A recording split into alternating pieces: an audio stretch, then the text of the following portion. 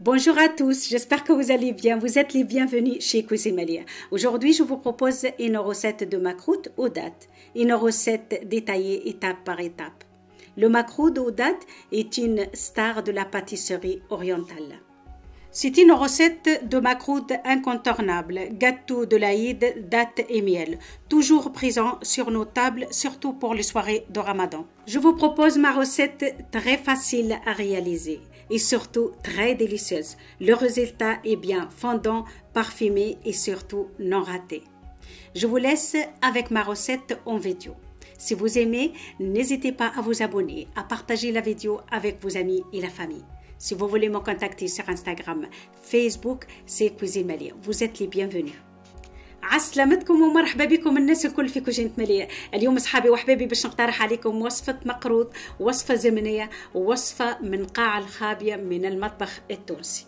المقروض التونسي غني على التعريف. نحضروه في المناسبات الكبيرة كما نحضروه لسيور الأيام، وخاصة في شهر رمضان الفضيل لازم يكون على الطاولة كل ليلة للسهرين.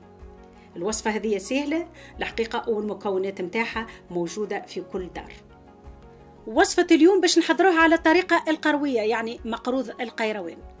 والحقيقة أول مرة باش نعديها على اليوتيوب بالطريقة هذه. أنا عندي أكثر من وصفة متاع مقروض على القناة متاعي، إذا كنت تحبوا تمشوا تشوفوهم راهم موجودين ووصفات تحفونين برشا وناجحين برشا. أنا الطريقة اللي باش نحضر بها اليوم طريقة مختلفة تمام. به اول حاجه للوصفه متاعي عندي صحفتين متاع سميد ارطب، صحفه متاع سميد متوسط، صحفه متاع فرينه، صحفه متاع زيت زيتونه، وصحفه متاع ماء.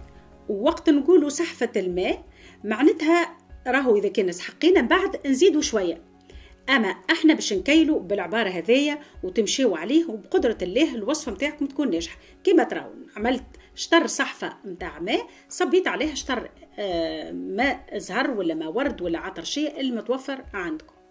توا ناخذ قصعه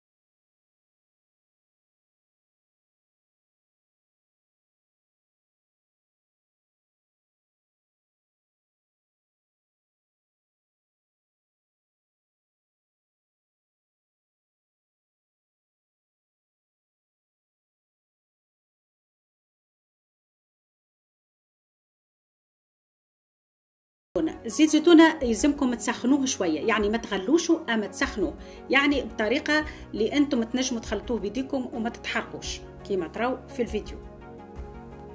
وماذا بكم الزيت نتاعكم تبدو تصبوا فيه بشويه بشويه وعينكم ميزانكم، وتخلطوا بنفس الطريقه اللي تشوفوا فيها في الفيديو باش الوصفه نتاعتكم تكون ناجحه. علاش ما نحطوش فرد مره الزيت؟ خاطر فما سميد يشرب وفما سميد لا. اذا كان شفتوا السميد نتاعكم بس السياسر يعني الزيت يعوم فك القصعه، وماذا بكم ما تحطوش صحفه كامله. لهنا استعملت الصحفه اللي حطيتها، يعني الميزان جاني بالضبط. المقروض القروي فما شكون يخدموا بالسميد الرطب والفرينه وكهوه، وفما شكون يحط كما حطيت انا بالضبط، يعني صحفتين سميد ارطب، صحفه سميد متوسط، وصحفه فرينه، والمقروض في كل الحالات باش يجي مزيان وبنين. مقروض القيروان غني على التعريف وما ثم